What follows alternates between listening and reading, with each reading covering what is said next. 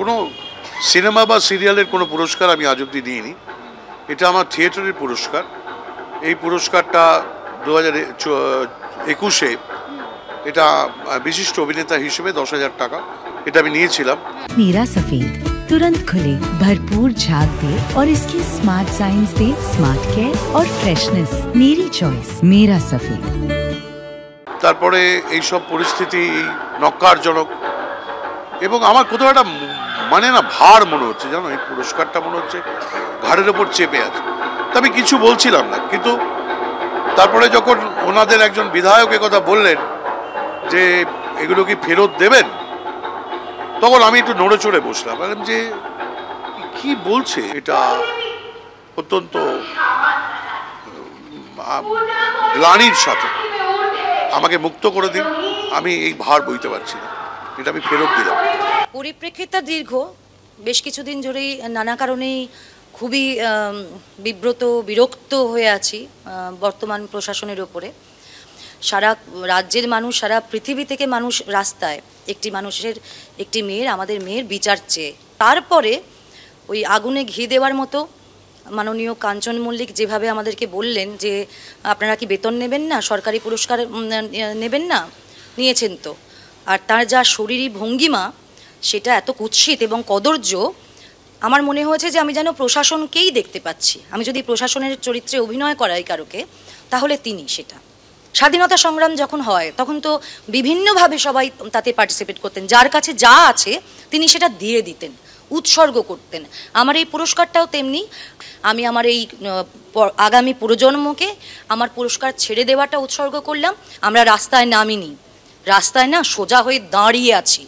নামা মানে, যদি নামা হতো, তাহলে যদি নামা বলে কিছু থাকে, তাহলে ওই মন্তব্যগুলো যেগুলো একের পর এক উনি করে গেছেন, তো এই যাতে নামিনি, আমরা যাতে উঠেই আছি এবং রাস্তাতেও আমরা নামিনি, আমরা নামছি না, আমরা শিরদাঁড়া সোজা রেখে দাঁড়িয়ে আছি।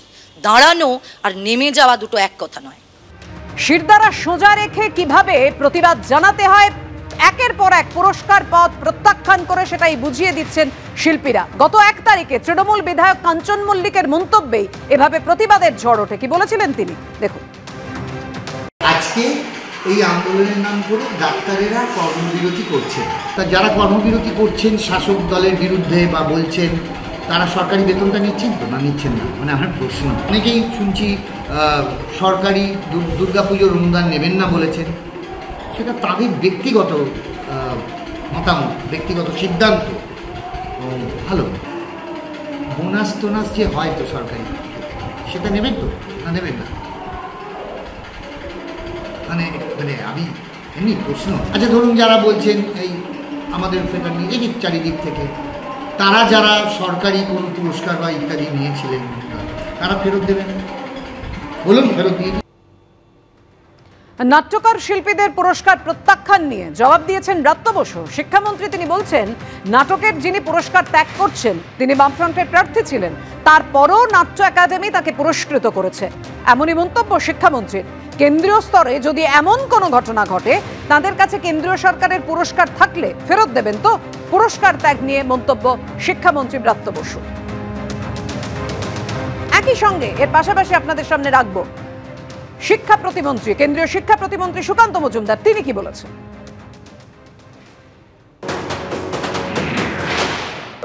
প্রত্যাখ্যান কেউ করতেই পারেন। আমি থিয়েটারের যিনি করেছেন তাকেও আমি স্বাগত জানাবো। আমাদের নাট্য একাডেমির পক্ষ থেকে আমি এইটুকু বলতে পারি, তিনি বাম প্রার্থী হওয়া সত্ত্বেও তৃণমূল সরকার তার ক্ষেত্রে কোনো বাছবিচার করেনি। অর্থাৎ তার রাজনৈতিক পরিচয় দিয়ে তার যে সত্যিকারের যে শৈল্পিক তার কৃতিত্ব, সেটাকে বিচার করতে চাইনি। এবার তিনি নিশ্চয়ই ছাড়তে পারেন, তার গণতান্ত্রিক অধিকার আছে।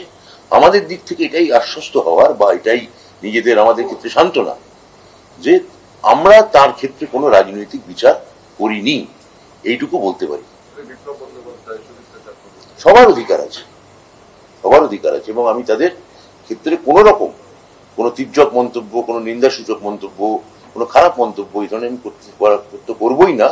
বরং আমি তাদের বলবো যে তারা তাদের কাজ করেছেন, এবং আমি আশা রাখবো যে তাদের নিশ্চয়ই এরপর যখন কেন্দ্রীয় স্তরেও যদি এই ধরনের কোনো নক্কারজনক ঘটনা হয়, তাদের যদি কোনো কেন্দ্রীয় সরকারের পুরস্কার থাকে, তাহলে তারা সেগুলিও ফেরত দেবে।